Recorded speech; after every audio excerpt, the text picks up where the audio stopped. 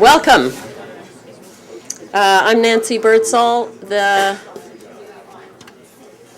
president here of the Center for Global Development, and I'm very pleased to have this event occurring and this report being issued. I'm a member of this study group, working with Charles, Lant, and Rukmini, working for them in a way. And it's a very exciting report. Now, I am on my running order, it says that I have 7 minutes. So I'm going to indulge myself and seeing Barbara Bruns sitting here, take you back to what I was doing in 1987. I was a division chief for the first time in operations on yeah. Right. Barbara hadn't come yet. She was anyway. It was my first job in operations at the World Bank, and it was in the group that worked on health and education. And I look back with chagrin because in the first 3 or 4 months that I was in that job, I was taken by those in the group who were in my division to Brazil, and I visited the Northeast Regional Primary Education Project, or the one that was finishing, because in our division we were preparing the next one. Why do I look back with chagrin? Because it was pretty clear there was no political backing, there was no parent involvement, there was a lot of confusion between the federal system and the state system and the municipal schools of primary education. None of the governors of the 4 or 5 states in which this project was happening had any particular interest or commitment to the project and to the program. And most interesting of all, I don't think we asked one question, nor was there any data on whether children were learning anything, although it was known at the time the dropout rates were very high, et cetera, et cetera. So that's my opening story. It's amazing how much the world has changed. At least this report captures and reflects a deep reality that the point of going to school is to learn something. So I wanted to say also that I was surprised in thinking about CGD, for those of you who know us, to realize how much work we've been doing on schooling and learning over the last 10 years. Ruth Levine is here. She collaborated with me early on a Millennium Project report on education, and we did talk about the system, which you'll hear more about later. And Ruth also worked on girls' education. I think Maureen Lewis might be here or is coming. She wrote a book for us on girls' education and on the stunning reality that most girls who are out of school in the developing world come from marginalized groups. It's pretty easy to think about it in terms of targeting if you really wanted to attack the problem. And we have Justin Sandifer here, who has been showing us that a lot of interventions that work when you use randomized controlled trials don't work if the official system, the Ministry of Education, is sponsoring the intervention. They work for some other reason than the intervention itself would suggest. And Justin had a great debate with Duncan Green, who was here yesterday, on private schooling, does it matter? And of course, I'm very proud of the fact, and maybe it's not a coincidence, that the work that I did with Bill Savadoff on cash on delivery, which I hope you all know about a little bit, that we used education as our example. So I could go on, but let me go from there to how fundamentally exciting it is to have this report right now. The timing is very good. Many of you will know that at Brookings, and I think Lisbeth Steer might be here, there's a group with UNESCO developing a report on metrics, and Tamar is here from that group, I believe. So we're hoping that this report, which you're going to hear about, is a kind of call to arms for the more establishment that's captured in the Brookings UNESCO, not coalition, effort, that it will really inspire a little bit more passion than there might be about the particular issue of assessment. Also, the moment is right in that I think a lot more people, probably many of you in the room, know about the work of Pratham and Rukmini Banerjee, who was the co-chair. You might not know that Lant Pritchett, who was the other co-chair, has a CGD book coming out in the fall that this report is called Schooling Isn't Education, right? Yes. Schooling is not education. Lant's book has a subtitle. Can I tell now? Sure. Schooling Ain't Learning, which is the point, right? So let me mention the members of the study group that are here. Barbara Bruns, Justin, Louise Crouch, I hope, has been able to come. Hi, oh yes, hi Louise. And of course, Lant Pritchett, as well as Charles. Let me now I'm going to introduce the three speakers on the panel very briefly. Charles Kenny, who's a senior fellow here at CGD. I hope many of you make a practice of reading his Business Week columns. They're always very trenchant, and I hope there will be one on this issue at the appropriate moment. Charles comes from some years at the World Bank, and most important is the author of the book, Getting Better, Why Global Development is Succeeding and How We Can Improve the World Even More, one of Bill Gates' favorite books. Lant Pritchett is, I'm sure, known to many of you. I think he's one of the, probably the most cited development economists out there. There is not an issue that comes up on which I don't think of some paper of Lant's. And this book that is coming out, for those of you who are here because you're interested in education and learning, this is a really spectacular indictment, in a way, of what the community has failed to do. And I include the developing countries and the donors and others over the last 20 years, 30 years in education. Lant is a senior fellow here at the center, and he has been professor of the practice of international development at the Kennedy School at Harvard. And finally, we have Alice Albright, a very old friend of the center, who worked with us on some health issues and is now the chief executive officer of the Global Partnership for Education. Alice comes to education because she really cares about it. Her history is she was the chief financial officer of the Vaccine Fund, and she was the COO of the Exim Bank. So she's in education to use her leadership skills to make a difference. So this report is for Alice, too. So we're delighted to have you. So now, should everybody come up? Or each is going to take 7 minutes to say something, and then we're opening it up. How are we doing it? Why don't you all sit up here and use the podium if you want.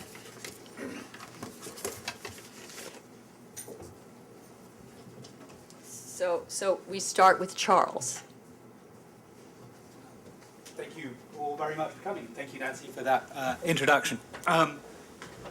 First, I just have to say, I don't consider myself an education expert today. I certainly didn't consider myself an education expert 12 months ago, and I learned a huge amount from the study group members who were a list of stars from the education world.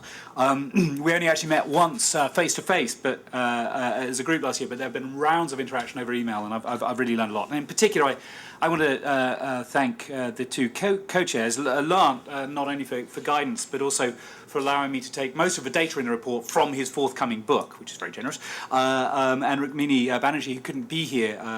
She's based in India, but was a huge help, and I think she's a real hero for what she's doing when it comes to highlighting the issue of the schooling learning gap in India. And Nancy for pushing me into doing this. It is a very important issue, and now is a good time to address it.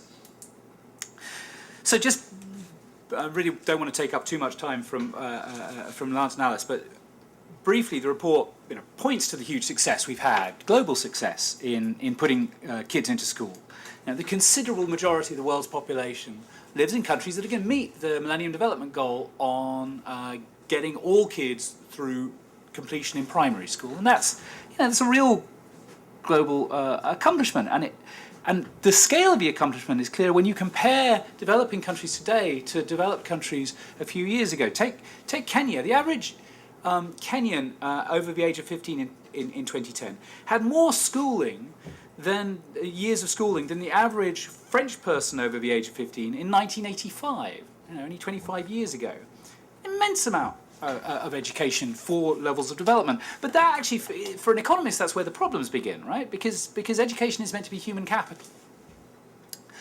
And yet, for all that learning, for all the fact that Kenya's got more average years of schooling than France did in 1985, Kenya's 2010 GDP is like, per capita is 7% of France's in 1985. All of that learning, all of that schooling doesn't seem to be producing much in terms of economic outputs. Now, there are lots of possible reasons for that, but thanks partially to work by study group member Eric Hanashek, we know that actual learning is apparently associated with economic growth, in that countries where kids do better on PISA tests, on international tests of learning, they do seem to grow a bit faster over the next few years than countries that do worse on those tests. So it seems that learning actually does lead to better economic performance, which points to what must be going on. There's a huge gap between levels of schooling and levels of learning. Just to cite some statistics, 27% of Indian children, thank you, Lard, completing primary school can only 27% of those kids can read a simple passage, perform division, tell time, and handle money. The other 3/4 can't do one or more of those very simple skills. The average 8th grader on an internationally comparable set of tests at TIMSS, the average 8th grader in Ghana, the average one has a test score that would place her in the bottom 0.2% of US students. Thanks to Rukmini Banerjee's work in India and the thousands that work with her on the tests, grade 8 we know that grade 8 enrolment in India has gone up over the last few years, from 82 to 87% between 2000 and 11. But because quality in India has been dropping, actually fewer school-age kids learnt division. So more kids in school, less learning going on. We also know something about the nature of this problem. It's not just an issue of money. To take India again, average elementary education expenditure increased 80% between 2007 and 2011. Meanwhile, the learning was getting worse, not better. We know that it must be a more systemic issue than that, a sectoral issue than that. And partially that's thanks to Justin Sandlifer's work, on schooling in Kenya, showing that private schools seem to be producing better outcomes at lower cost, and we've seen similar studies in Pakistan and elsewhere in India. But to be honest, it's also a problem. It's a systemic problem which we don't really fully understand. And again, Justin's work points somewhat to that, in that, as Nancy mentioned, we think we found an answer in something like contract teachers, and then we try and scale it up in a country like Kenya. And it worked on the small scale when it was run by an NGO, and it doesn't work on a scaled up version when it's run by the Ministry of Education. So, frankly, there's just a lot we don't know about how to improve this problem. It is definitely connected with the demand for learning. One of the more depressing statistics, I think, in the report is if you ask Ugandans, if you just survey Ugandan parents, are you happy with government performance in education? 2/3 of parents say, yeah, government's doing a pretty good job. This is in Uganda. Thanks to Rakesh Rajani's work, we know that less than 1/5 of Standard 4 children pass Standard 2 tests they should have passed 2 years ago in literacy and numeracy. You have to translate that into American. Grade 2 or grade 4, effectively. So less than 1/5 of kids 2 years ahead are learning what they should have learned know what they should have learned 2 years before. So, bunch of happy parents, kids are in school, I'm happy, must be learning something, right? Well, no, they're not. And so one of the big challenges is to create demand for learning. And we see assessment, or at least this report suggests assessment is a key tool to do that. Obviously, it's very hard for parents to demand learning, to say, I want my kids to learn, I want you to show me that my kids are learning, if there's no assessment regime. So the first reason to think we need to expand assessment regimes worldwide is to show the scale of the problem. We know it's a big problem in a number of countries. We assume it's a big problem in most countries, but frankly, in a lot of countries, we just don't know because there is no decent assessment data. So the first reason to increase assessment is to discover the scale of a learning schooling gap. That's important because we really need to engage parents and parliamentarians and treasury officials and presidents and employers, everybody, as part of an effort to promote reform that frankly probably is not going to happen if it's just left to the education ministry. But the second reason for assessment goes back to this issue that we just don't know a lot of the answer to how to improve this problem. We need to find out what works, and you can't find out what works in terms of improving learning outcomes if you're not measuring learning. So both as a tool to create pressure for reform, to create pressure for change, but also as a tool to find out what change actually works, we really need expanded assessment regimes. It's not expensive. In the countries in Latin America that are doing some of the best assessments in developing countries, it's about 0.3% of the education budget. Money really isn't the issue. And yet, despite that, it's still very rare. The most sort of widespread international test, not even completely comparable, is the early grade reading assessment, and that's done in about 44 countries. That's the most widespread. Most assessment regimes are not nearly so widespread. There's a huge gap, and that leads to the sort of rather simple recommendations of the report, which is this is something that countries obviously first and foremost ought to prioritise, is an assessment system, not just one assessment, but an assessment system, a series of assessments that allow for comparison between schools, between school districts, and as we go forward between countries at various levels of education. So not just one test, but a series of assessments. And donors need to help. Now, some donors are actually doing quite well. I think this is an area, and there aren't many, but this is an area where you can really say USAID has done a lot and is trying. It should do more. But also, I think we have to say UNESCO should declare this a priority too. It is rising up the level of things that UNESCO are thinking about. But the whole education community really needs to be focused on what we want schooling for, which is learning. It ought to be focused on that outcome, not on butts in seats. But with that, I'm going to sit back in my seat and hand over to Lance to add what he will. Okay, thanks. So especially to the front couple of rows of the audience here,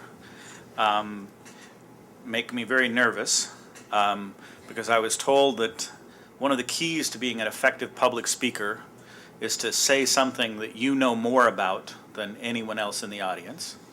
And I think if we were going to do that, I would have to talk about my marriage. Because about any given topic in education, there is someone in this audience who knows more about it than I do. There might be some small areas where I know more than everyone, but about the broad topic.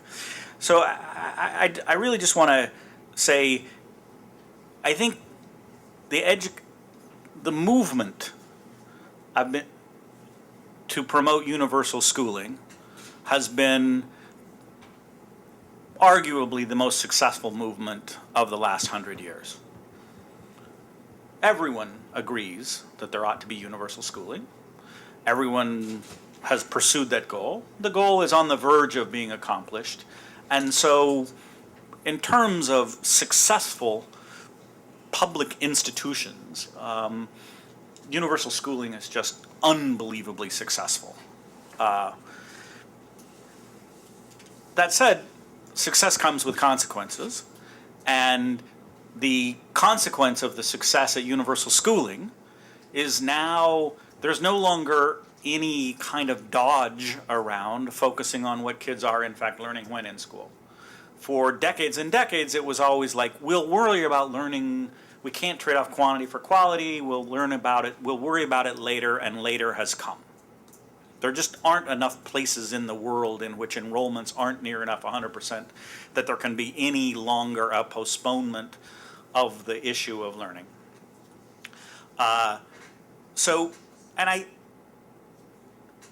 been very influenced by, I read a book some time ago called The Big Store. And it's a history of Sears. Now, again, some people in the front rows of the audience, not so much in the back, because younger people seem to gravitate back, remember when Sears was cool. Sears, if you went to Harvard Business School in the 1970s, you learned about Sears. Sears was a dominant juggernaut, economic success. It was cool. It was the store. It was it was a success in every conceivable way. It built the world, and its headquarters were the world's tallest building.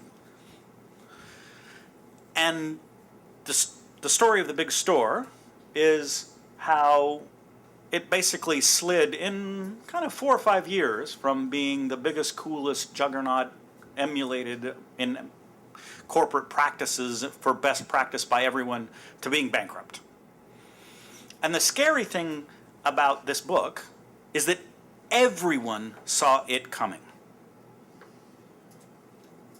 Everyone inside Sears said, we have to pivot. We have to change our organizational strategy to focus in a new and different way in order to cope with the threats and different retailing environment that we are in the 1980s than the 1950s, when we were driving out basically mom and pop things with our catalog and the fact that we can ship anything. Okay. And it's like reading like a horror story. They were just deer in the headlights. Everybody saw the need to pivot. Everybody in the organization was focused on how to respond to this headline, and just nothing happened. They just couldn't bring themselves to do what needed to be done. And given the private sector, they just died. I mean, I think Sears Corporation has gone bankrupt twice since 1987. And it is now owned by Kmart in wonderful ironies. So, I think right now in the education sphere, everyone sees what needs to happen. Everyone sees the world's effort and attention needs to pivot from the success of the past to cope with the challenges of the future. I just don't ever get any pushback. When you cite these learning figures, you just, people who know education, there's just no pushback, right? But can the movement, can the organizations, can the apparatus that has brought the success of universal schooling pivot in an effective way to cope with the challenge of universal learning? I think, that's the challenge that we're going to find out in the next few years. And I think the timing of 2015, in some sense, couldn't have been more propitious, because it's given the community an excuse, a nice little focal point to pivot on. And I think, in spite of my somewhat acerbic and dour and somewhat cynical nature, and everyone, those in the back row, everyone on the front rows is smiling at that, I actually think we can do it. I actually think we can come together and pivot successfully a successful movement into another successful movement. But that said, it's going to be hard, because the success isn't easy. It requires putting together a whole bunch of things that work at the same time. I was just doing the bibliography and references to my book, which I'm not talking about very much. And I came across quotes of Louise Crouch's from 1997, which has been 16 years ago, that kind of lay out the problem as precisely and as exactly as my book 16 years later does. So it's not like people haven't seen the need for the pivot coming for a long time. So all I want to say is we are on the cusp of an important transition in the global dialogue about education. What pivot needs to happen, I think, is just perfectly clear to everyone who's been engaged with this over the last 10 or 20 years.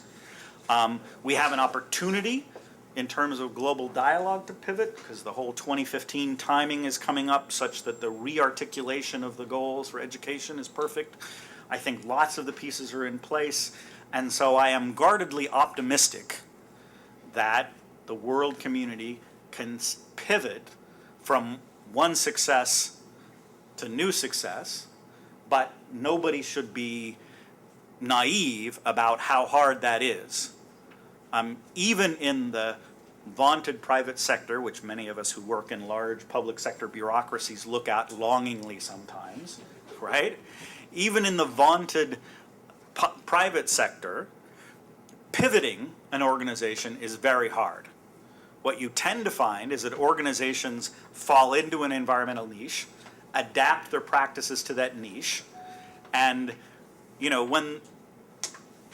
the natural evolution, progress doesn't happen because animals adapt. When the environment changes, animals die, and new animals come into the new niche. So in the private sector, I remember when IBM had to be sued by the US government because it was just so obviously an unstoppable, dominant monopoly that will last and dominate computing forever, and they didn't pivot, and they died. They just about died. Sears the same way, and so pivoting is a difficult exercise. It's a giant aircraft carrier. It can't be turned on a dime. It's gotta kind of make a gradual shift. But I think it can happen, and I think it is happening, but it's going to be extraordinarily difficult to do, and it's going to take a lot of effort. And just to explain, when you see my book and realize how much, much, much more immoderate my book is than what I'm saying right now, which again will surprise no one, it's often because I think of myself as a tugboat. I'm one tiny little thing, and I'm chugging about the harbor, and when a tugboat wants to change the direction of a very large and heavy ship, it's got to blast for all it's worth just to change course just a little bit. So I think there's going to be a lot of blasting going on to sort of make this thing pivot and move in the positive direction which it needs to. It needs to for a whole variety of reasons which Charles and I articulated, and I don't even think for most of this crowd I need to articulate why we need to pivot. So the real question is, can we successfully do it? I think we can, but we should be clear that it's going to involve a lot of really difficult transitions and painful organizational transformations, which aren't easy, even for the private sector where the bottom line is clear and everybody's kind of geared around the same bottom line. It's still hard to change an organization and the practices and things that have brought you success in the past because they brought us success in the past. So that's what I'm going to say for now. Thank you very much, Lynn. Alice, do you want to, I realized I was supposed to get you all at the podium. Maybe we should have you at the podium as the head of GPD. No, I'm very happy staying here. Thank you. Can everybody hear and see? I'll speak loudly. What are those guys in the back saying? I'm speaking to the microphone. There. Alice is. Okay. Can you hear me now? Can you hear me? Okay. Is what we say. Lean in more ways than one. Okay. Well, Nancy, thank you so much for inviting me here. I have always enjoyed my association with CGD, and in fact, I've learned everything that I know about development from working with people at CGD. And it's certainly true generally, and it's particularly true lately because I am not an education person by training. So I have an enormous amount to learn from all of you, not only the first two rows, everybody up here, and everybody else in the room. I'm going to, in a few seconds, just give you what our thoughts are about the books and the report, and I can't wait to read them. But let me start by giving you two things that will sort of frame why I'm excited about all of this. First of all, why did I take the job that I took? And the reason why is that I come from a finance and economic background. I'm not an economist, but I come from a commercial background. And it is very clear to me, having in all the conversations that I've had, that education at all levels is a fundamental issue of competitiveness of all of the economies that we all work in, including the United States, but most particularly in the developing world. And the more that you talk to businesses and policymakers and governments, they see education and the lack of good education and lack of good learning as an absolutely core issue. And we've just had, this is the second point I'll make as a framing point, we just had this tremendous education summit, we called it, the Learning for All Ministerial, a few weeks ago, right before the World Bank meetings. And I had 30 meetings in 3 days, 3.5 days, so it was sort of crazy. And I met with 8 ministers of education, 1 deputy prime minister, I think half a dozen aid ministers, and some corporations and so forth and so on. And the thing that came out of it was that all of these people are seeing education no longer as, sort of a siloed issue over here. They see it as a core issue to competitiveness, to be able to deal with climate change, to be able to deal with security issues, to democracy.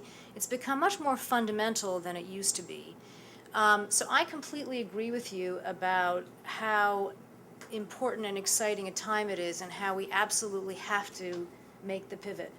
But it is going to be incredibly difficult. I've just spent 4 years working for the federal government in a tiny little government agency of 404 people with a $108 billion balance sheet. And just effecting a tiny little bit of change in an organization where most of the people reported to me, tiny little change was difficult. And then when you multiply that over, and in GPE's world, our footprint is about 58 countries right now. Think about that, the size of that, the tiny size of the tugboat and the huge size of the, I guess you called it a battleship or a tanker that you have to change. But when you talk to people about the importance of this issue, we have no choice. We absolutely have no choice. I've only been in my job for about a little under 3 months, so I'm very much in learning and listening mode as opposed to telling people what to do mode. But I will give you a few thoughts about your report. We very much welcome your report and the conclusions that you draw and the importance of pivoting to more learning outcomes as opposed to just enrollment.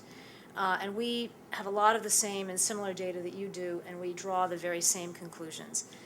So we very much agree with it, and I know from experience that anytime CGD gets behind something, good things happen. So the fact that you've got 2 reports and books coming out, I'm thrilled. And don't be surprised if I call you all and say, let's do something together, because I know that good things will happen. But we very much think that lack of learning is a problem. And it's a problem at a very fundamental level, because in all these poor countries, if the families of these children and the governments and the communities see that they're not getting anything out of having their children go to school, they're not going to keep the children in school. It's a very fundamental sort of return on investment logic that is going on in the communities and the households. And so we also know, and we all know in this room, that education is very much a generational thing, and it takes one family having a successful experience of having their children educated to make sure that the next generation has it, and the next generation has it, and so forth and so on. And many of us have been in families where at one point there was somebody whose, great somebody didn't go to school, but they decided that their kids had to go to school, and then generation after generation, you have very educated people. So the return on investment piece of this is fundamental, which I think is linked very much to the learning outcome. So we think that the policymakers, the programs, the sort of initiatives of the world have to actually have learning goals in addition to just enrollment goals.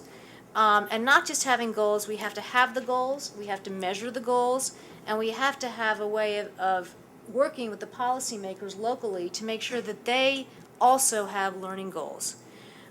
We think it's essential. And one of the things I wanted to point out about GPE is that we are the first multilateral partnership to actually declare learning outcome goals in a very defined and measurable way. So let me give you an example. And I've got a strategic plan right here. It is strategic plan goal number 3, and I'm going to read it to you.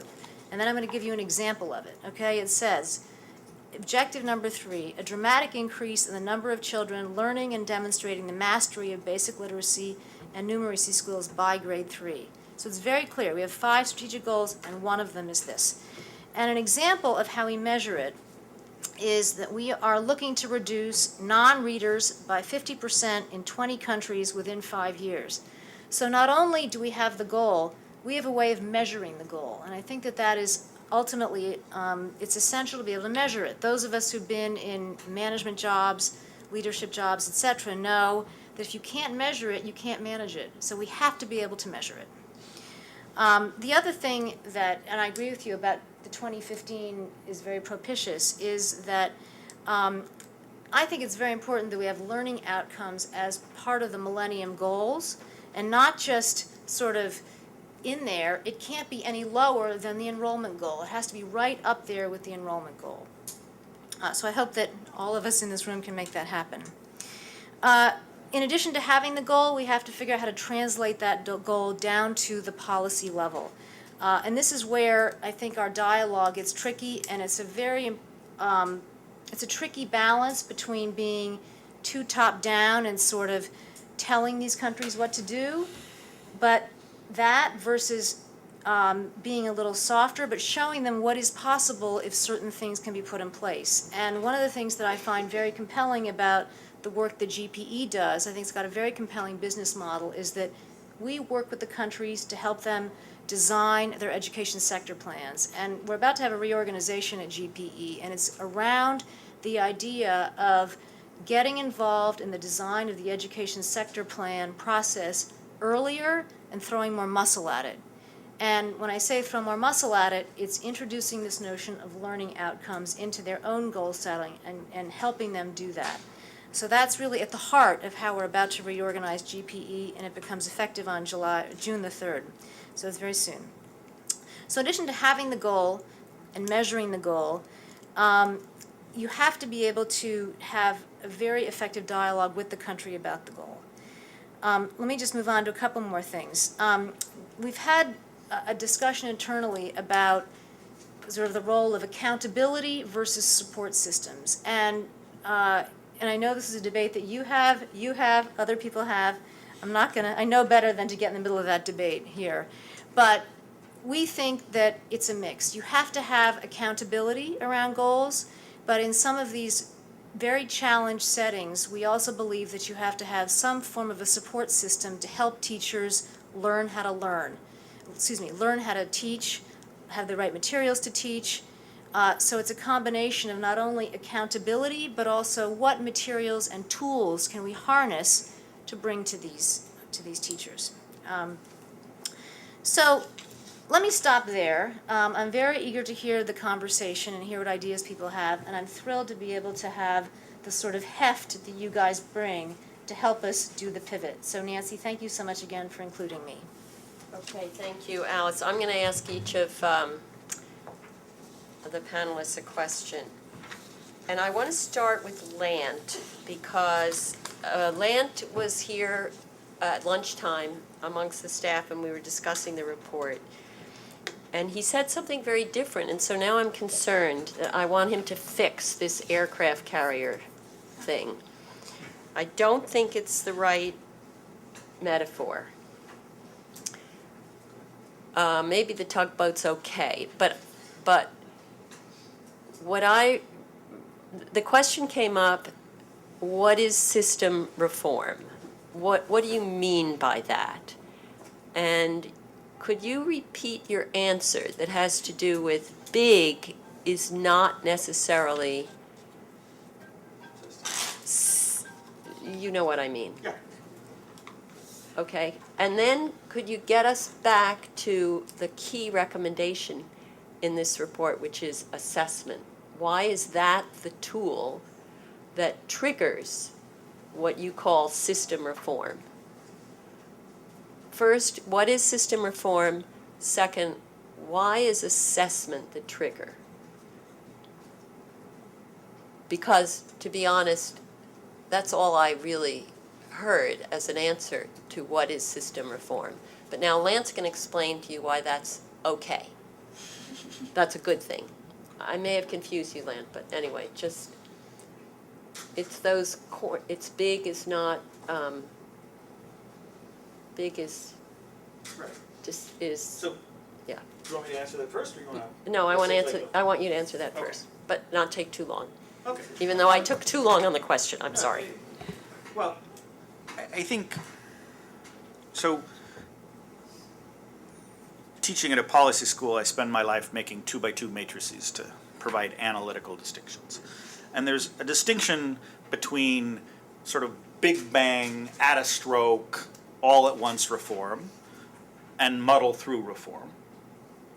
And then there's a distinction between system reform and technique expansion, right? So as this pivot towards learning happens, what everybody wants it to be about is inputs. What everybody wants to hear is that, oh yeah, great, I get it. We got to move from schooling to learning. That means we need teachers with X years of schooling, not Y years of schooling. That means we need X textbooks, not Y textbooks. I can reduce the objective to techniques and then roll out the techniques, and that's my plan for achieving the target. The much harder thing is system. So there's technique and system, big bang, and muddle through. And we kind of associate macro reforms with big bang overall. Well, I'm going to devalue the exchange rate, or I'm going to change monetary policy. And we tend to associate kind of implementation detail with technique expansion. I'm going to roll out this school, then that school. I'm going to roll out this, then that. And I'm trying to push the world into a very difficult box, which is systemic muddle through. Right? We don't know the right answer, but we need to muddle through towards the right answer. And I'm not going to start with a big bang. I'm going to be system reform, but I'm not going to try and take on the teachers' unions and reform the entire school system in the first year. I'm going to create space in which people can move to do positive things, to draw out the potentialities, and then try and scale up what works. Now, the reason why assessment of learning outcomes is absolutely essential to both of those is, first, if you don't have rigorous measurement of learning outcomes, people will pivot onto quality education and measure quality in terms of inputs, and you'll never really get to coping with the hard problems of getting to learning, right? And people will think they've done the pivot and haven't. And then second, if you don't have system assessment, you can't really know what's working. You can't know if the temperature's going up or down unless you have a thermometer in the room, because lots of people can do lots of things, and if there's no performance metric against which all of them can be judged, you will muddle in an unproductive way rather than muddle in a productive way. Okay, so now I'm just going to explain to everybody why I didn't like the aircraft carrier. Because the aircraft carrier has one captain. And what you're talking about is hundreds and hundreds and hundreds of different people in different countries, teachers, parents, supervisors, civil society activists, doing something in response, innovating, experimenting. Yeah, right? great. Okay, that's all. So I mean, next time I'll use if we have time, we'll go to the turtle. We'll go to the turtle. We got turtles, we got sharks, we got all kinds of things. But I think I'll change my metaphor from aircraft carrier, right, to huge swarm of bees. Yeah. Right? The swarm consists of lots of individual bees doing their own thing, and kind of it has its momentum, but swarms can veer, or swarms can just go right past you. So yes, there's lots of things in it, but the thing is that there's this, the sense, I mean, Okay, I think it's no, important to think of it we'll as come a... back to you. No, You no, get the I rest want of it. to talk some more. Okay. Which might lead to a discussion about my marriage, which was what I started on. No, I just want to say, I think thinking of things in terms of social movements is really important, because you get success in this kind of endeavor when it has the nature of a social movement, and this social movement always consists of lots of things that with different, slightly different objectives, and as a social movement veers, you know, the whole movement can veer. That's your And that's the point. It's a big movement with thousands and millions of actors. But on the other hand, you know, we see civil rights, you know, environmental movements. We see social movements come and just veer everyone's attitudes in quite a short time. In, you know, and lots of them we regard as like quite positive directions. So the chances for success of moving like an entire movement are there, but it's really hard. Okay, Charles, thank you, Lant. One of the headline sections in the report is, without learning, do we want more schooling? And this reminds me, I was at one of this country sessions that Alice referred to, which were chaired by Gordon Brown, just before the spring meetings. And it was the one on Nigeria. And a lot of the discussion was about the millions of children in northern Nigeria that were out of school. Now, I wish that we had measured those kids in Brazil in 1987 who had managed to stay in school and not drop out, but didn't know what was going on. I wish we had a measure of the psychological and emotional trauma for children. What does it do? All this talk of entrepreneurship in developing countries, and we have millions of children who spend 5 years sitting in a classroom not knowing what's going on. If we could measure that, maybe we could start a movement. But anyway, is it true? What's your argument? Without learning, do we want more schooling? It's pretty What much... about those girls in northern Nigeria? It's pretty much what you just said, although I would say I think I see the education system more as a school of haddock. And a swarm of The swarm of bees, definitely haddock. But anyway, on this particular issue, I think there's a real question about, as you say, making kids sit in school for year after year when they learn nothing. Again, I'm going to cite Dant's book, the source of most of the little wisdom I have, on learning trajectories. That sort of, it's depressing how little many kids are learning in school. But in a way, what's even more depressing is if you look at the increment over grades as to how much more they learn. So if you take, a standard, a grade 2 test that 50% of the kids pass, in grade 3, 51% of those kids will pass the grade 2 test. And in grade 4, 52% of those kids will pass the grade 2 test. The kids are sitting there year after year and they are learning nothing. And that, not only is that sort of surely psychologically and emotionally traumatic, it's just an immense waste of time and money and resources that could be better spent. And education systems in developing countries are a huge part of government expenditures. And governments in Rwanda, they're spending about a little less than $1 a day on average per person in Rwanda on all of government, right?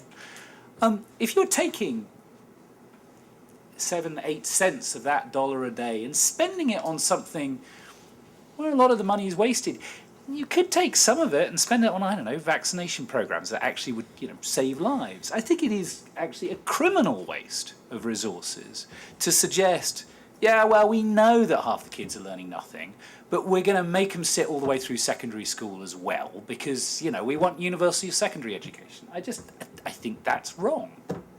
Okay, good. Good, clear answer. So Alice, I want to go back to that Nigeria session that I went to. You weren't at that one. So the reason I want to go back to it is that Gordon Brown, and I think it was a great thing, he's the UN special envoy for education. So I assume that he played a part with you and the World Bank in putting together these country discussions. There was a sense for me that it was still the old conversation about more money. Could you comment on that? Or, you know, how do you see you're in a position to turn around the establishment to help on this pivot that Lant was talking about? How do you see it? Is it really still about also money, or is it about countries getting onto a different movement? And how do you see, you know, let me put it this way. A lot of emphasis in this discussion has been on defining the problem today. The report has very specific recommendation about assessment and the kind of assessment and when and how and what for and so on. But today we've been defining the problem, and in some ways that's a good thing, I think. Whereas what GPE has to do and what you obviously feel you need to do is bring solutions. But if we're talking about a movement, as you said, there's a tension between support systems, right, telling countries what to do. So how do you see your challenge at the kind of political level? This is a very political issue, in a way. And if you look at the number of teachers that are absent, you know, there is some aspect about this, which is that the countries do not have enough money to pay for the teachers. And so there's an element about this that's money. I'm beginning to spend some time thinking about, quite a bit of time, about the replenishment that we're going to start in 2014 in June. And in order to be able to have a captivating dialogue with the ministers of education about their education sector plan, you have to be able to put some money on the table in order to get people into the room. So at a certain level, it is about money. It is not the same nature of the question, though, that it was when I was at Gavi, for example, because at Gavi we were buying a good on the global market, and we had to have a certain balance sheet in order to accomplish that. In this case, the goal is actually quite different, which is that we're looking for a proper education sector plan that puts together a set of assessment tools, policy directives, reform measures, whatever it might be, to actually do the things that accomplish the pivot. But in order to get people into the room, you have to have money. And I think that it's, now to talk about the sort of political aspects of it, at some level, this is about getting a number of people around the table to begin to, and it's not just, you know, people at the country level, it's people at the global level, to begin to harness the political will to be able to generate the changes. That is partially about money, but it's also about politics, it's about priorities, it's about national security issues, and some of the things I talked about beforehand. As a final point, you know, we spent a lot of time lately asking ourselves the question, what is the role of GPE and what value does it add? And the more that I really study and think about that question very deeply, I think that its potential is the following. We have an enormous amount of talent around the table at GPE in terms of, you know, the donors, the foundations, the private sector, the countries, the teachers. We have, you know, almost every sort of big player involved. I think we can certainly add to that in terms of bringing more outside think tank expertise, innovation, knowledge. But we have the capacity to build a very big tent. And I think that the role of the partnership is to harness all of that talent and bring it to the desk of the Minister of Education in all of these countries and say, as your trusted advisor, here are the range of solutions that you might consider to the following problems. And one of them could very well be assessment, for example. But I think it is that partnership approach and leveraging that talent approach that is going to allow us to begin to, I'm not going to put another metaphor on the table after fish and bees and boats and so forth, unless you guys have another good idea. But I think it is that leveraging of the talent that's out there that is going to help us to accomplish some of this pivot. Is there any chance you would ever make doing an assessment, or at least getting going on it, a condition of a major GPE program? I think it's certainly something that we should consider. There are some, traditionalists out there who get pretty uncomfortable about that. There's certainly some people in our own country that get pretty uncomfortable about that. But I don't think. Can I disagree about that? Sure. I think we want to draw a stark distinction between assessment and high-stakes testing. And if we let assessment and high-stakes testing get equivalent, then the traditionalists will always fight, and the traditionals sometimes should win. But the United States has the National Assessment for Education Progress. I have never, ever, ever heard anyone oppose the National Assessment for Economic Progress. It's a sample test of students in America that has tracked performance on basic curricular skills since the 1970s, and there's no controversy about the NAEP. About the testing in No Child Left Behind in this country, there's massive controversy. But that's why we want to be very clear about what's assessment and what's not, what's high-stakes testing and what that assessment is used for. And if we allow the assessment and high-stakes testing to get, and so I'm sorry to interrupt you, but I think even saying that assessment's controversial is already assuming that we're conflating assessment with high-stakes testing. There's no controversy, never has been any controversy about National Assessment for Economic Progress, and it's been around for 35 years. Well, we have to work on the calibration of it, so. Right. It's an idea that we would have to work on the calibration of. I completely agree with you. It has to be very context appropriate. But my response sort of comes from a slightly different place, which is that I am, and a number of people have heard me say this, I am ultimately a pragmatist, and that we can't, at this stage, given the importance of this issue, throw any solutions out the window. I think that we have to be open to a whole range of solutions to try to begin to make some progress here. And if assessment with some conditionality attached to it is something that really might have some merit, and we've got some good evidence behind that, then we should be very open to using it. And I take your point about calibration. Okay, so let's turn to all of you. What I'd suggest, because we have really a good audience, a lot of people I'm sure who have good questions, and we only have about 20 minutes. So if it's agreeable to all of you, we'll take a lot of questions and then save sort of 6 minutes at the end where the panelists will pick what they want to comment on or answer. That will, then many of you who will have interesting comments and questions, we'll get them all, even if they're not all addressed by the panel today. You can come up afterwards or send us a comment on a blog post or something, okay? So, any questions or comments? Yeah, let's do Maureen and then Joe. Thanks. This has been a really lively panel. Wait for the mic and introduce yourself, please. I'm Maureen Lewis from Georgetown University, the Global Human Development Program.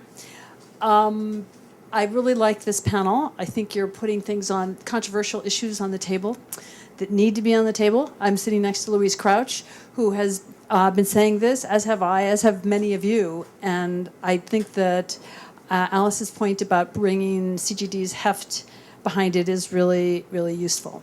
I wanted to pick up on a couple of things that were said, sort of link them a little bit. I mean, Charles talked about the demand for learning, and I think one of the things we've seen recently is enormous demand among parents for learning, and that's quite new. I mean, when Pakistan's big surge in education coverage is in private schools, that's a big deal. In India, there's more spent on on tutoring than the government spends on education. Is that correct, Lant? I mean, that's what I just saw something saying exactly that. So anyway, so this is a big issue.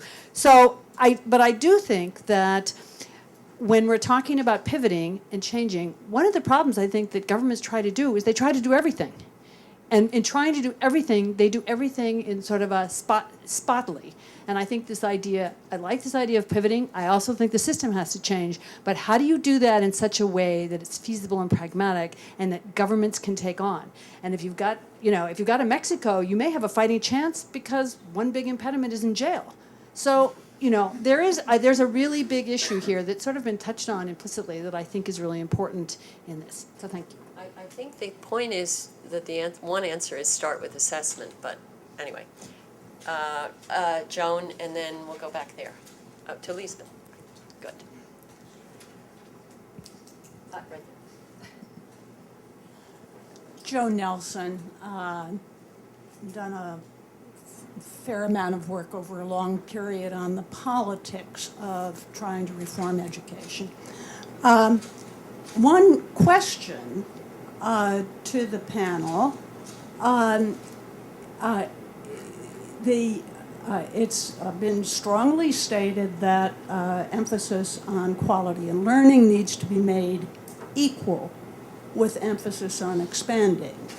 There are sort of hints, as I was trying to quickly read the booklet, and even hints in some of what some of you said, that there may indeed be direct conflict. That rapidly expanding, possibly particularly at higher levels, drives down quality. So if that's what's meant, I wanted to hear people say it. My comment has to do with the need for systemic change, and just really quickly pointing out that in addition to what one thinks of as the boundaries or the components of the system, one needs to think about the incentives driving various groups, the politicians who rely on teaching positions and principals positions as a major source of patronage. Okay, I'm gonna, because I'm afraid we'll run out of time. So Okay. That's gonna give Lant. Business. That's going to give Lant a chance to bring up the turtle. And we'll go back to you if we have time, Joan. Politics, though, right. Lisbeth. Hi, Lisbeth Stier at Brookings. I have a question about the use. Actually, it's interesting. The paper here has two titles. There's Measuring Learning Outcomes, and then it says Using Assessments. And my question is about how we would make the bees use what is produced, because we're talking a lot about the usefulness of producing the data. But then how do we actually get to a situation where the data can be used in an effective way? And I'm thinking about this in particular because yesterday I was part of a discussion with Duncan Green as well, who very much believes in active citizenship and participation and so on. And the comment was made that recent research on multidimensional poverty shows that the cognitive aspects of poverty actually mean that people, when they are hungry, they just can't make decisions in so many ways about things, and let alone engaging with data on how their schools are doing and so on. So just thinking about how do we kind of link that to the bigger problems in society, and how we can effectively organize civil society to actually use this data effectively. Yeah, that's good. So for those of you, maybe you're all holding the report, the subtitle is Using Assessment to Change the Politics, Joan's question. And you're saying, well, maybe that's not going to happen in some places. Maybe the ingredients aren't there. Okay, I saw some, Laura. My name is Laura Wallace. I wondered, often when you look at education articles, they'll comment on whether a randomized controlled study has been done on the issue or not. And I just wondered, in terms of the information that comes from the testing and later, is this really the gold standard? Does there have to be randomized controlled studies on it? Has this fallen out of favor? And is money an issue on whether or not these are done? Okay, all the way in the back? I'm Seth Kaplan from Johns Hopkins SAIS. If I understand your analysis correctly, I think you're saying that there's a failure of expectations among parents, teachers, officials, leaders, and that the goal of the assessments is to transform everyone's expectations and have that drive system change. So I guess that leads to two questions. One is, are there other ways that you can change people's expectations? And two, are the countries that have achieved the greatest gains in learning outcomes, which I think would be East Asian countries over the last 30 years, did they use your method? And if not, what does that say about your method, or are there other methods? Thank you. Okay, I'm going to go all the way back to the front. Sorry, we had Tamar and then.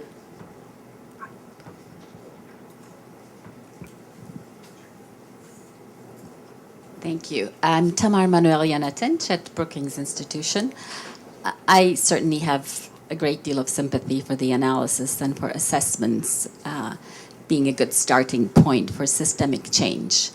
I just found myself disagreeing with the very strong reaction from Charles to your question about the trade-off, essentially, between bringing kids into school when they're not learning. And I guess I wanted to ask whether we really know that kids are not getting anything out of being in school, even if they're not performing on the assessments that we're administering to them.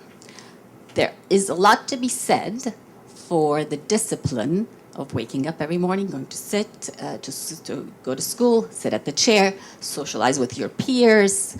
And for many years, the poverty assessments that we used to do showed a strong correlation between schooling and future earnings. So where does that come from if we're now saying that they're actually not learning? So what is it that was leading people to actually have higher earnings when they went to school and they weren't learning?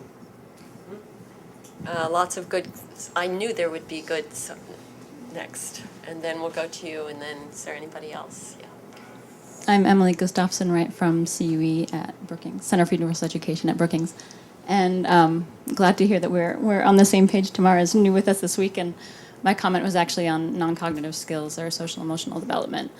And so, Nancy, you made the point of the negative impacts on psychological impacts of being in a situation of not learning. But my comment was the potential for positive social-emotional development and non-cognitive skill development in schooling, and that seems to be kind of missing from this conversation. So. Okay, and there's a gentleman. We haven't met that many men. This is really, so we'll go back. I'm sorry, I should have done that one. But go ahead, all the way to the back. Vela Clinton from the Maryland Department of Mental Health, Hygiene and Mental Health. My question is, how considerate or inclusive is this assessment of people with special needs? Because I know for a fact that I just completed a research back in Liberia on inclusive education, and accommodation and adaptive equipment was a major need of the school. So my guess is that will also affect the learning outcomes. So I'm interested in knowing how inclusive or considerate this assessment will be of people with special needs. Okay, and then this one person, and then I think I'm going to have to, although there's one more man. Yes, that's right. Hi, Carol Grigsby, Perkins International. And this is actually a good follow-on to the previous question, because I think it's important to remind ourselves that we actually don't have universal access yet, that there are groups that don't actually have access to school yet, and that is, there's a large number of persons with disabilities, both physical and cognitive, that don't have the access. But I don't say that with a view toward trying to hold us back on the learning, simply to urge us as we look ahead on the assessment front to think about how we are going to measure assessment for persons with disabilities and ensure that it's not just about butts in seats for them either, but it's also about learning and contributing. Very good. Okay, there were two other people, if you're really short, 1, 2, and then we go to our panelists. Hi, Ryan Moore, MCC. My question is about the sort of politics of the question, and I'm wondering, is it that clearly there will be winners and losers from this in terms of rent seekers, those who derive patronage, and I guess I'm wondering, is it that the winners and losers aren't clear, so you get both those who in the context will eventually be losers, not knowing that they're losers, and also supporting assessment, and that's how you're able to get support for this? Or is it just building enough popular support that the losers get drowned out as noise in the sort of political system? Okay, we might have to go back to Joan on that. We'll see. Yes.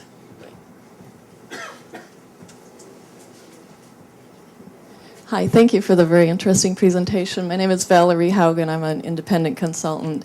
I wondered, there are many places in the world that at the plan and policy level have very strong plans and policies in place, but it doesn't trickle down. So I'm just wondering, with respect to assessments like the EGRA, the TIMS and the PEARLs, for example, they're at the national level. Have you all considered any of the value-added modeling which actually works at the school level to look at the contextual elements that a school brings into it and the communities that surround the school, so that we're not just focused on the child, we're focused actually on the school community, because that we all know that where you come from and what you have access to has a very direct implication for how children learn and what they can achieve. Okay, but then. Sorry. Good. Great. Well, check one other. That was one very good question. Maybe she was going to ask another really good question. Did you have one other really good question? Well, you'll have to be the judge of that, but I think it's good. Okay, go ahead. Sorry. He's being bland.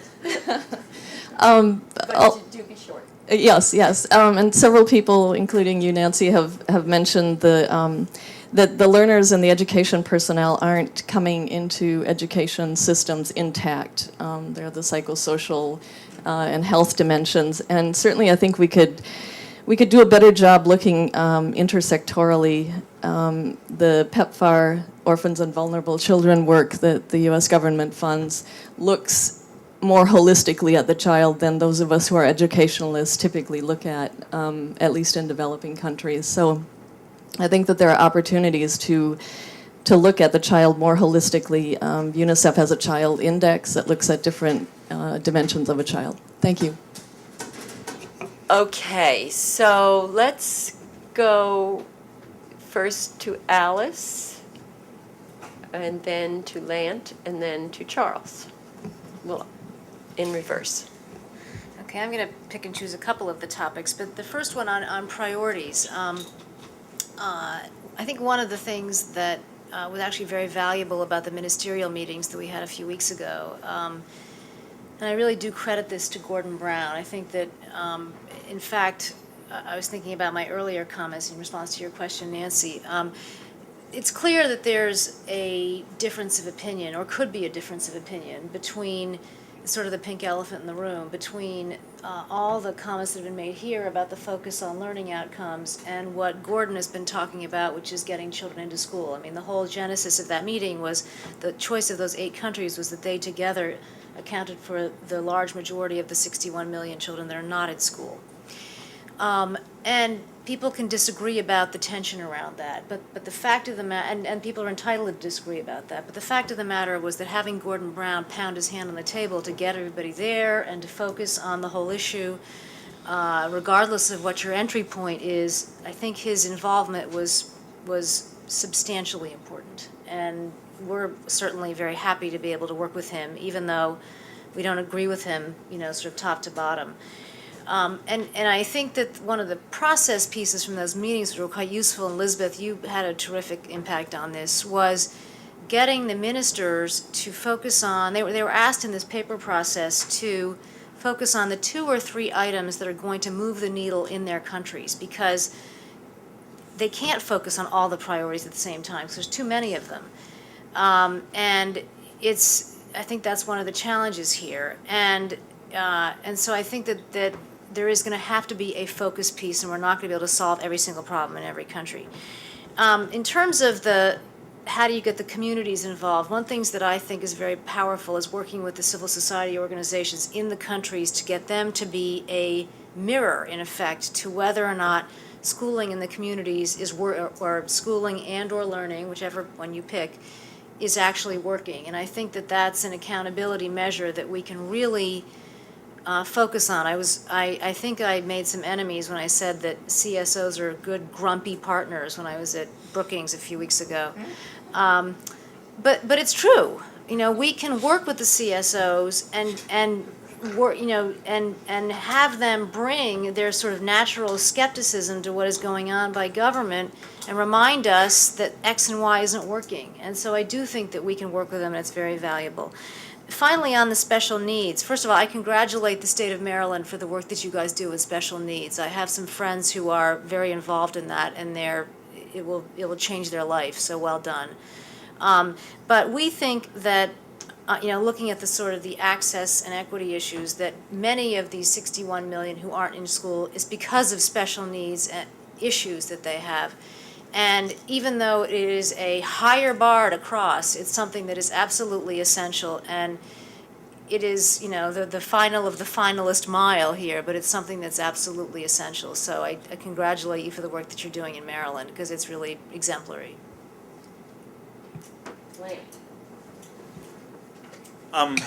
So I want to say 3 things. One, I actually want to put some space between me and what Charles said. I never would have answered the question in that way. Universal enrollment of children in school is a goal we have to achieve, full stop. There's no trade-off, there's no nothing. We have to achieve it. But it's going to be achieved, has been achieved, and so it can no longer be the driving component. It can't be the only driving component of the agenda, but Luis and there's not, but I don't feel there's a ton of trade-off. I don't think there's a ton of trade-off here, so no, I am not. I would never put myself in the position of saying we are going to deny access to beginning elementary school because you're not going to learn anything. But I just don't think, I actually don't, so I wouldn't do it, but I actually don't think it's a huge issue, because every country is on paper, and it's always been, the Universal Declaration of Human Rights in 1948 articulated that every child has a right to schooling, so I think it's kind of a moot point, really, at this stage in global history. The 8 countries that aren't there are making tremendous progress towards being there, and it's now within sight, whereas we're now just pivoting onto a learning agenda while incorporating fully universal enrollment at some level, but not necessarily what I'm nervous about. And I agree with Tamara that there are probably some non-cognitive gains, and so I would never get into saying not schooling, but again, the difficulty is again, the world could easily roll from universal primary to universal secondary completion, and then we'd be debating what's the cognitive gains to 9 years of schooling versus 6 years of schooling. And if you haven't learned the habit of getting up in the morning and working and arranging chairs by the 6th grade, it's not really clear 3 more grades of that's going to do you any good either. So, but universal access to some amount of basic education is just unquestionable. I would never, ever posit any trade-off. Second, I think a distinction has to be made, and this comes back to my marriage. And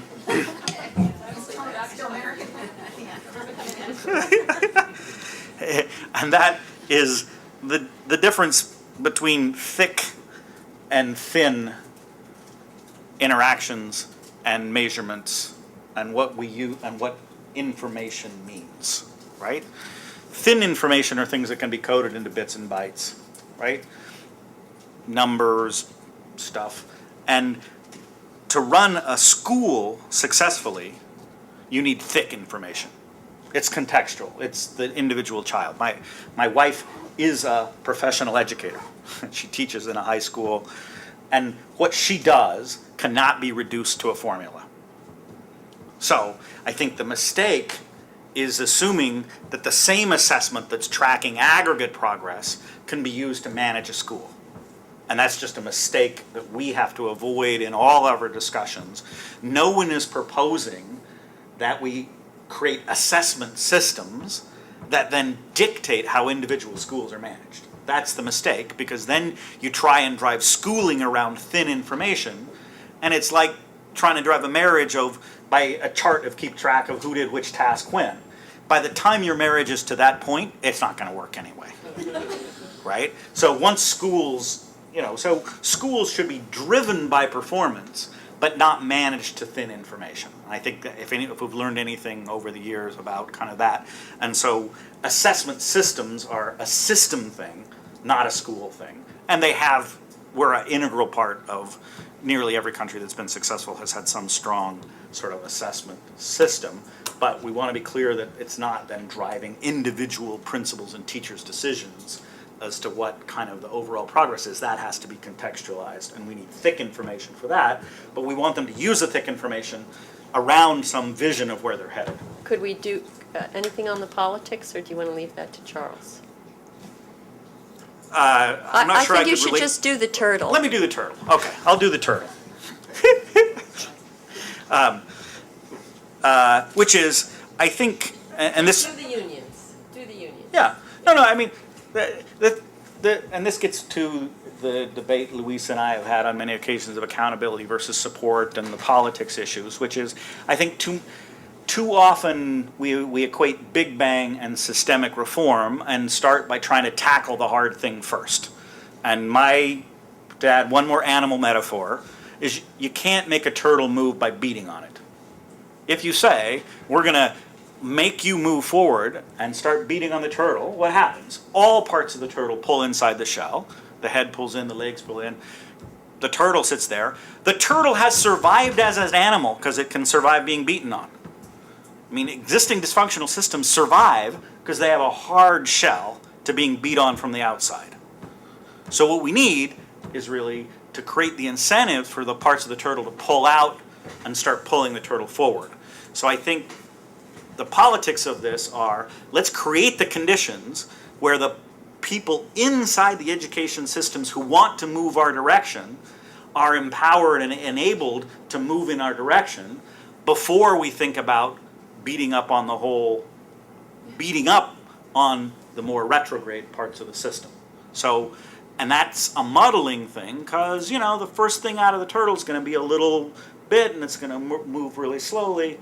But I still think the politics of this is going to work much better if it's framed as allowing and enabling the parts in the system that want to move forward, then our first thing is, any education reform that starts with the words fire and teachers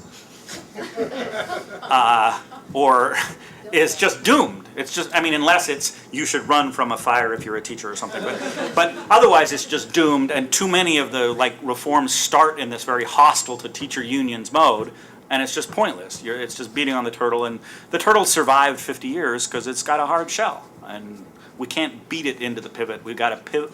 We got to make the pivot and use the parts of the international system that are out there to help drag the swarm that direction by getting the leaders in the swarm moving in a way that others can follow. Okay, Charles, will assessment change the politics? If there were the ideal form of assessment in Honduras, and Ghana and Pakistan, would it change the politics of non-learning? Not by itself, but let me start. You Yeah, can well, imagine. you have other things. I'm feeling very, very uncomfortable to discover that there is space between me and Lan. It's like, I was the head of a little minesweeper and captain of the minesweeper, and I was going along very happily, and suddenly the aircraft carrier has pivoted over there, and I'm like, wah! Luckily, I think actually I'm still sort of in train. What the report says more clearly than I must have done is that there is a concern with the idea of extending, legally required presence in school all the way through secondary school, when lots of kids are coming out of primary school not knowing nearly enough to get anything out of 3 or 4 years of additional secondary. And so the trade-off, I think, is a real trade-off, is whether we would want a post-2015 development goal saying universal secondary education. I'm completely unconvinced by that idea, I have to say. And it's partially, to go to Tamar's point, about the non-learning that is going on, the non-assessed learning that is going on in school, the non-cognitive learning. One of the great things that ACE has done in India is look at, kind of what is going on in classrooms in India, and it's not fun. I mean, the teachers aren't asking questions, they're not joking with students, they are quite regularly beating students, but these kids are not sitting there having a great time. And if they are both not sitting there having a great time, and they are not learning anything in terms of cognitive outcomes, I'm really not happy. So I do think that's a live issue, but I hope at least the minesweeper is a bit closer to the aircraft carrier. I do think it's very important, to Nancy, to your point, to say, look, assessments by themselves probably won't achieve much at all. They have to be part of a broader effort of one sort or another. They have to. One of the things is that they have to come along with the space to experiment. Right? So teachers and schools have to be able to try something new in order to improve the assessment. The test scores they're getting in the assessments. Otherwise, what use is it telling them you're useless if you don't give them an opportunity to do better? I think that's just a disastrous scenario. So, not alone, but as part of a broader effort, I think they can really help. And by the way, yes, we have seen, to Seth's question, we have seen assessments help as part of a broader effort. So, Chile and Brazil, 2 countries that have done some of the best in raising their PISA scores over the last few years. Assessments were one big part of that, but also a whole bunch of other reforms to the way that the system worked, and attempts to reward schools that did better on these tests, especially some of the schools that started off furthest behind. So as part of a broader effort, I think they can help move us some of the way along. Are you saying assessment is necessary but not sufficient, or are you saying... Yeah. Okay. Going back to the issue of certainly not sufficient, but necessary. Yeah. I don't think there was much. Sorry, most of the big points were. Just on the trade-off between expanding learning and the possibility that if you put more kids in school, the outcomes will be worse. I think in some places you might be able to make that argument on the margin, but to be frank, it's going from terrible to a bit worse, right? I mean, so the problem is that the outcomes before you expanded were already not very good, and expanding makes it a bit harder. So I don't actually think that's a good reason to deny kids places in school. No? You don't like that? I'm not supposed to say anything and we're supposed to stop, but the issue is to avoid putting more money, hard-fought gains by Gordon Brown in extracting more resources from somewhere into systems where the money won't be used well, where it is not a question. I think we get on the wrong track when it starts to be, should we let another child in school, or not because we want to spend more on those already there. No, it's stop putting money into systems to expand them in inputs when they're not working. They're just feeding the patronage beast. I am lucky that's to have my- 2 aircraft carriers. I absolutely agree. Thank you, Nancy, for pulling me around. Let me thank the panelists for their contributions and all of you for your contributions and for a discussion. I hope you will all go forth and fight for assessment, that all countries begin the hard process of becoming, sort of making assessment a routine part of what they're doing. That's the way to get through to ministries of education that are still focused, frankly, mostly on inputs in most developing countries. Thank you very much.